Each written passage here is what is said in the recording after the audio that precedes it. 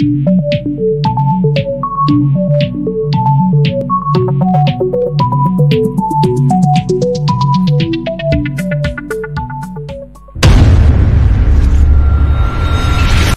datang di channel kuliah daring dalam kelas produksi iklan digital bersama saya Dudi Hartono MIKOM.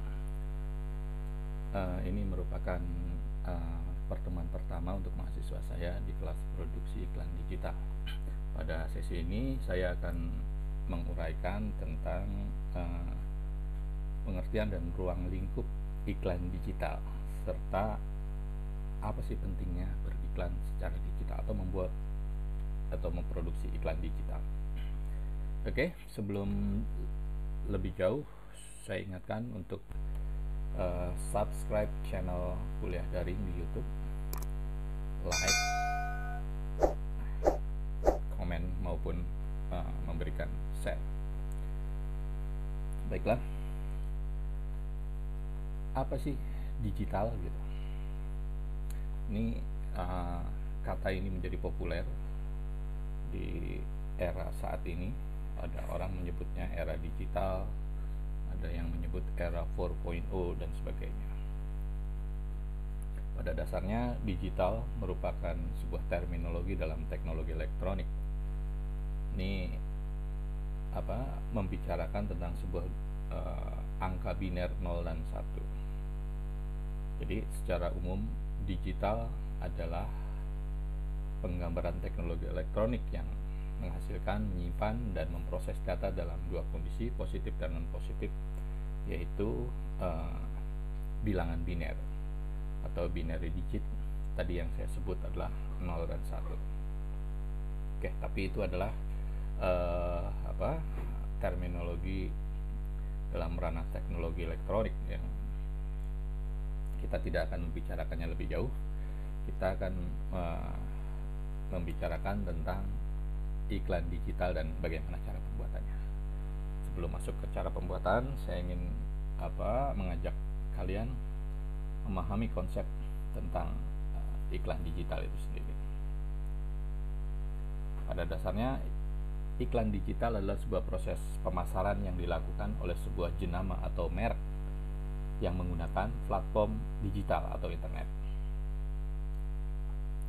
Kita bilang digital juga hari ini orang akan berasumsi dengan internet. Jadi seolah-olah bahwa digital itu pasti terkoneksi dengan internet, padahal tidak selamanya begitu. Kalau kita melihat pada media penyimpanan digital, pada zaman dulu ada yang disebut atau yang namanya disket, kemudian beranjak menjadi compact disc, kemudian ada DVD gitu. Kemudian masuk ke eranya flash disk gitu. Masuk lagi ke eranya cloud kalau sekarang, komputasi awan. Jadi pada dasarnya iklan digital adalah sebuah iklan yang dibuat atau diproduksi dengan alat dan media penyiarannya digital gitu. Kalau menyebut media penyiaran digital hari ini, ya kita menyebut media penyiaran yang terkoneksi dengan internet. Oke, dalam sebuah media digital juga dikenal istilah platform. Digital platform itu mengacu pada software atau perangkat lunak maupun perangkat kerasnya, hardware-nya. Jadi platform di sini adalah sebuah wahana untuk menjalankan perangkat lunak atau software tadi. Bentuknya secara umum kita menyebutnya adalah aplikasi. Aplikasi berbasis pada community seperti Facebook, atau yang berbasis pada komunikasi seperti WhatsApp, atau berbasis pada marketplace seperti Tokopedia, Bukalapak dan sebagainya. Ada juga yang search seperti Google Chrome gitu. Ada Bing, ada Safari dan sebagainya. Kemudian bicara tentang konsep digital di era 4.0 ini, ada istilah spasialisasi. Ini spasialisasi adalah suatu situasi yang mengatasi keadaan kondisi ruang dan waktu. Seperti saat ini umpamanya kita sedang tidak bisa melakukan kuliah tatap muka. Nah, media digital memungkinkan untuk tadi spesialisasi. Kita bisa melakukan kuliah secara langsung menggunakan Zoom atau Google Meet gitu. Nah, ini kan sudah mengatasi ruang dan waktu. Atau kalau bicara tentang waktu, kita bisa tidak real time untuk mengikuti perkuliahan ini seperti yang saya lakukan. Saya merekam, kemudian saya upload di YouTube. Kalian bisa mengaksesnya kapan saja dalam segala kondisi gitu. Sambil rebahan, sambil di kafe dan sebagainya. Nah, itu spasialisasi. Jadi pada dasarnya iklan digital ini tidak bergantung pada orang-orang yang melihat papan reklame atau slot TV selama 30 detik atau iklan di halaman koran maupun majalah gitu. Kemudian yang lebih penting lagi, iklan digital dapat menjangkau orang yang tepat dengan pesan yang sesuai pada saat yang tepat. Apalagi kita mengenal kalau di Facebook ada teknologi yang namanya filter bubble. Ini filter bubble ini memungkinkan orang yang menyukai sebuah informasi kemudian ditawarkan informasi sejenis pada saat berikutnya gitu. Umpamanya hari ini saya atau kalian mengklik informasi tentang handphone, sebutlah Samsung. Nah, besoknya tiba-tiba ada banyak iklan tentang handphone atau Samsung itu di layar di laman Facebook kita gitu. Nah, itu filter bubble kan. Oke, kalau kita melihat ekosistemnya, jumlah pengguna internet atau orang yang terhubung dengan internet dan menggunakan ponsel ini jumlahnya sudah separuh dari penduduk dunia. Bahkan hampir separuh penduduk dunia aktif juga bermain di media sosial. Nah, itu jumlahnya 49%. Ini menurut data yang dirilis oleh Hootsuite VR Social pada Januari tahun ini 2020. Bayangkan audiens yang sebegitu besar tentu sangat potensial untuk disasar menggunakan jejaring internet, yaitu periklanan digital. Kalian bisa baca data ini, bisa search gitu tadi di VR Social atau Hootsuite gitu. Di Indonesia sendiri bagaimana? Di Indonesia bahkan lebih dari separuh juga penduduk Indonesia terhubung dengan internet dan lebih 100% terkoneksi dari ponsel. Artinya ada banyak orang Indonesia yang memiliki 2 ponsel untuk mengakses informasi atau mengakses data melalui internet. Pengguna media sosial di Indonesia 59%. Ini sebuah jumlah yang wow gitu, yang besar. Makanya Indonesia selalu menjadi market bagi produk-produk kelas dunia yang menyasar menggunakan iklan digital. Kalau kita lihat detailnya, YouTube menempati posisi pertama media sosial yang sering digunakan di Indonesia. Kemudian WhatsApp, ada Facebook, Instagram, dan Twitter. Nah, masing-masing platform sosial media tadi punya karakteristik tersendiri gitu. YouTube, WhatsApp, Facebook punya audiens yang punya karakteristik satu sama lain berbeda. Sehingga ketika kita memutuskan memilih menggunakan platform mana, kita sudah tahu sebelumnya audiens seperti apa yang akan mau kita sasar. Oke, kalau mau lebih detail melihat jumlah ini, kan seperti tadi saya utarakan di awal, kalian bisa search ke We Are Social. Oke, kalau kita lihat kategorinya, kategorisasi digital ad atau iklan digital itu pada dasarnya ada 3, ada yang paid atau berbayar gitu. Nah, ini kita bisa lihat atau merujuk pada TV komersial, web banner, dan model paid search itu seperti Google atau Google Chrome gitu. Itu model-model. Jadi kita memang menggunakan media yang berbayar gitu. Kemudian ada yang owned. Ini merupakan media yang dimiliki oleh individu, biasanya perorangan.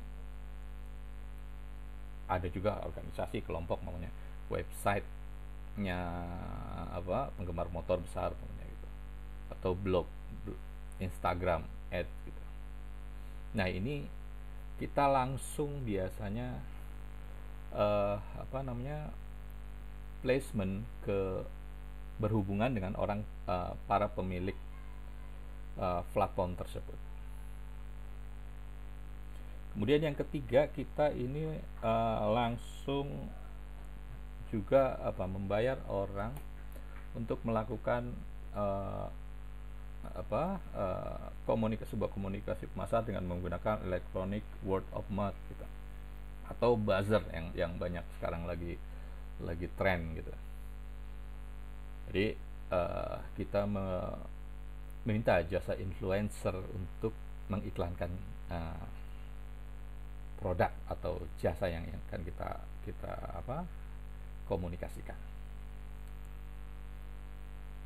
Oke, pada web banner pada dasarnya dia berbasis pada teks, foto maupun multimedia. Umpamanya pada banner iklan di detik.com seperti ini.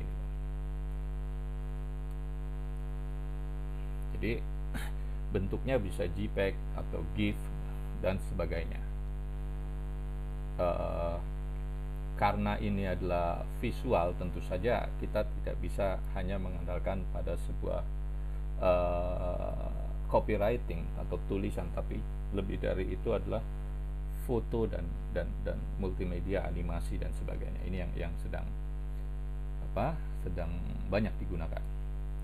Kemudian paid search itu tadi yang saya sebut namanya Google Chrome gitu. Jadi ini terkait dengan kemampuan kita melakukan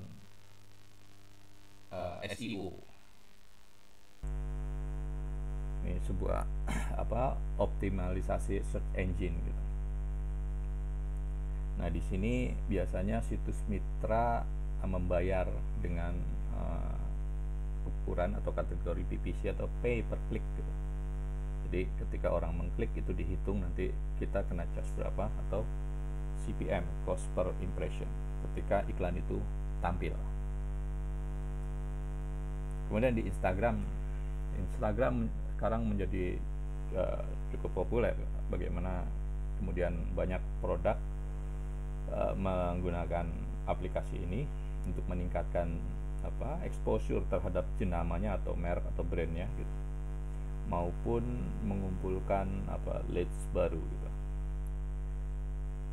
Kita juga, nah ini EWOM, electronic word of mouth gitu, ini biasanya seperti bentuk viral gitu. Kita di share dari satu handphone ke handphone yang lain, atau dari satu komunitas ke komunitas lain gitu. Oke, pertanyaannya kemudian mengapa iklan digital? Yang pertama, opsi penargetan lanjutan. Jadi penargetan menjadi salah satu manfaat paling penting tentu saja dalam sebuah periklanan, karena memberikan kemampuan untuk menampilkan iklan kepada tipe orang tertentu. Jadi kita mau menyasar golongan atau kelompok audiens yang seperti apa. Pada iklan digital akan sangat memungkinkan kita melakukan penargetan lanjutan tadi pada kelompok sasaran yang spesifik.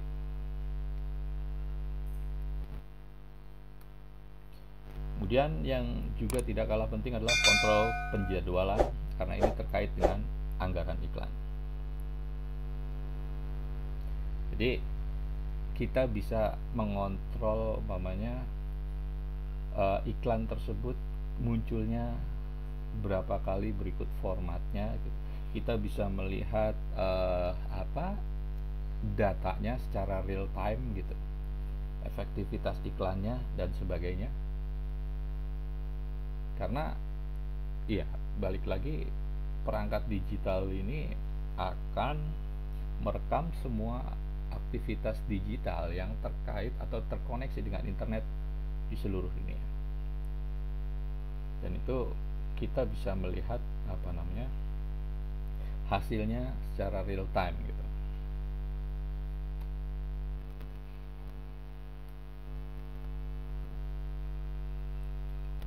Terkait tadi kita bisa melihat juga kinerja iklan kita dalam waktu yang real time tadi seperti apa sih, sehingga kita bisa memutuskan untuk men-stop, mengubahnya, bentuk platform dan sebagainya gitu. Tidak seperti iklan pada media offline yang biasanya kita melakukan kontrak selama durasi tertentu, dan itu kita menjalankan secara penuh sampai durasi tersebut gitu. Dan kita mendapatkan laporannya juga berkala. Umpamanya ketika kita ingin placement iklan kita pada sebuah media, acuan kita tentu saja sebuah hasil survei yang dirilis oleh Nielsen, AGB Nielsen gitu. Nah itu kita berpatok pada situ, mana media yang paling banyak umpamanya dibaca orang atau penjualannya, trafficnya. Kalau di televisi tentu saja rating atau share-nya gitu. Kemudian iklan digital tadi terkait dengan jaringan internet, sifatnya mendunia, jadi tanpa batas. Selama kita terkoneksi dengan internet, selama itu pula kita bisa melihat iklan, bahkan tanpa diminta. Iklan sering nyelonong masuk ke dalam wilayah privasi kita gitu. Pokoknya kita lagi di kamar gitu, mau tidur, tiba-tiba mau ngecek atau berita terakhir, nongol iklan pop up gitu. Nah itu kan sesuatu yang tidak kita inginkan, tapi banyak terjadi, muncul. Nah itu semua yang menjadi alasan kenapa iklan digital menjadi penting hari ini. Jadi pada dasarnya adalah tadi, jumlah pengguna internet semakin hari semakin bertambah, begitu pula waktu yang digunakannya setiap hari. Ini sebuah situasi atau jumlah pertumbuhan ekosistem yang sangat signifikan.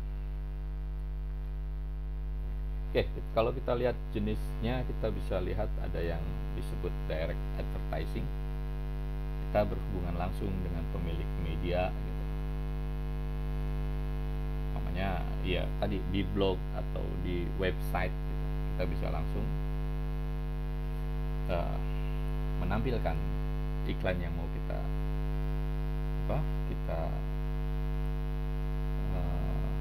komunikasikan. Kemudian ada self-service advertising. Jadi ini lebih karena tampilan atau pembuatan teksnya dikerjakan sendiri oleh si pemasang iklan. Ini kita bisa lihat pada Google AdWords, biasanya di sebelah kanan gitu, Google. Kemudian ada Ad Network. Ini ada sebuah mediasi yang dilakukan antara kepada pemilik situs dengan pemasang iklan, jadi semacam agensi di iklan digital. Oke, kemudian ada disebut contextual advertising.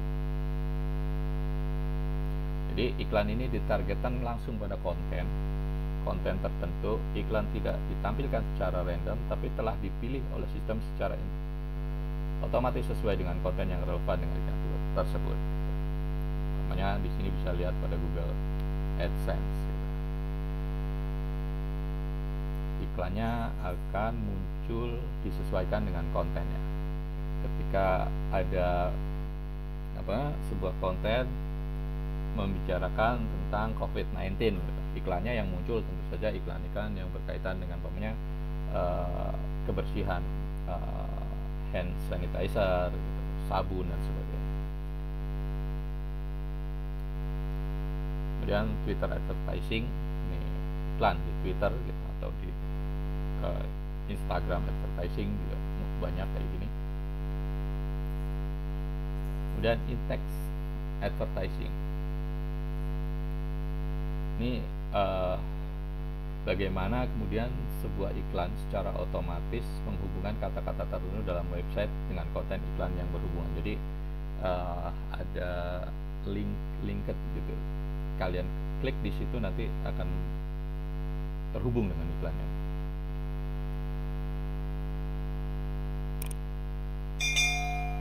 Oke, kemudian ini jasa optimasi iklan. Ini bagaimana kemudian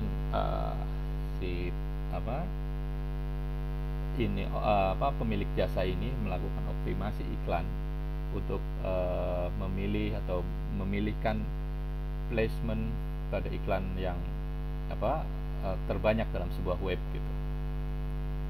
Jadi ketika kita akan beriklan, dia akan memberikan sebuah analisis dari yang harus kita lakukan pada model ini adalah kita berhubungan dengan si pemilik dari ad network optimization. Nah, mereka lah yang kemudian memberikan pilihan-pilihan opsi pada halaman web mana gitu ya, iklan ini yang sebaiknya dipasang. Oke. Kemudian ada yang disebut rep ad agencies. Ini agensi iklan, seperti hanya agensi periklanan biasa di dunia offline gitu. Kemudian ada juga social advertising.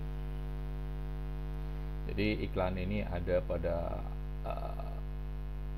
media-media sosial gitu, di Facebook terutama.